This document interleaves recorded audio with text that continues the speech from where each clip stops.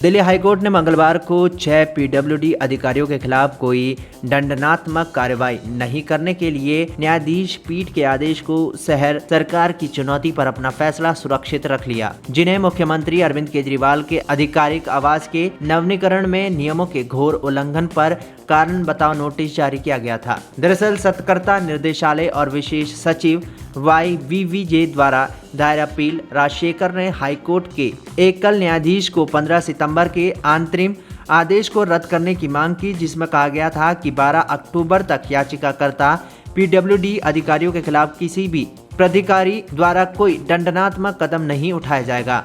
Appeal मुख्य न्यायाधीश सतीश चंद्र शर्मा और न्यायमूर्ति संजीव नरूला की खंडपीठ के समक्ष आई, जिसने अपना फैसला सुरक्षित रख लिया। एकल न्यायाधीश ने शहर के अधिकारियों पर संयम बरतने में विफल रहने और उनके वकील द्वारा दिए गए वचन के बावजूद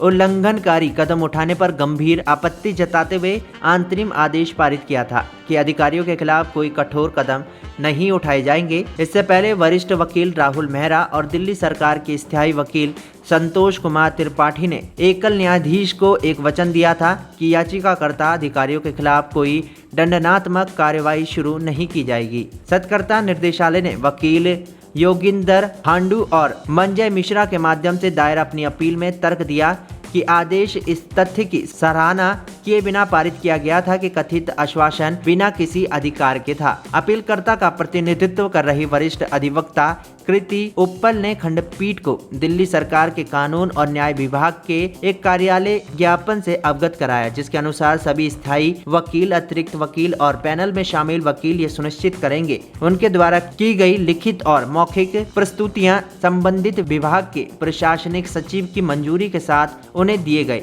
लिखित निर्देशों के अनुरूप होनी चाहिए। उन्होंने दावा किया कि समक्ष प्राधिकारी के लिखित निर्देश के बिना कोई भी बयान नहीं दिया जा सकता। दूसरी ओर मेहरा ने तर्क दिया कि उन्हें अदालत की सहायता के लिए लोक निर्माण मंत्री से उचित निर्देश मिले थे। उन्होंने कहा कि मंत्री ने उन्हें उच्च न्यायालय में मामले का बचाव करने के लिए लिखित निर्देश दिए थे और कहा था कि याचिकाकर्ता अधिकारियों के खिलाफ कोई दंडात्मक कार्रवाई नहीं की जाएगी। एकल न्यायाधीश ने पहले एक नोटिस जारी किया था और कारण बताओ नोटिस को चुनौती देने वाली मुख्य याचिका पर सत्कर्ता निर्देशालय, विशेष सचिव और पीडब्ल्यूडी के माध्यम से दिल्ली सरकार से जवाब मांगा था। बता दें, सत्कर्ता निर्देशालय ने केजरीवाल के आधिकारिक आवास के नवीनीकरण में नियमों के कथित उल्लंघन पर 6 पीडब्ल्यूडी अधिकारियों को कारण बताओ नोटिस जारी किया था। संबंधित मुख्य अभियंताओं और अन्य पीडब्ल्यूडी अधिकारियों को जारी किए गए नोटिस में उनसे अपने कार्यों की व्याख्या करने को कहा गया। हाईकोर्ट का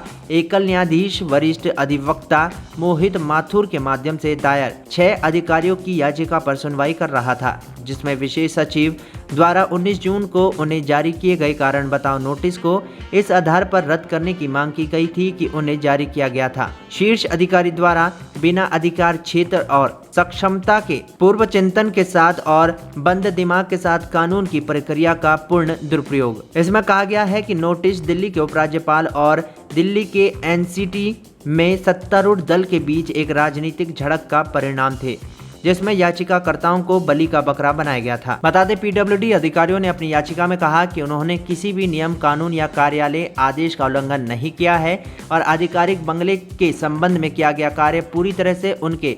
आधिकारिक कर्तव्यों का पालन करते हुए किया गया था।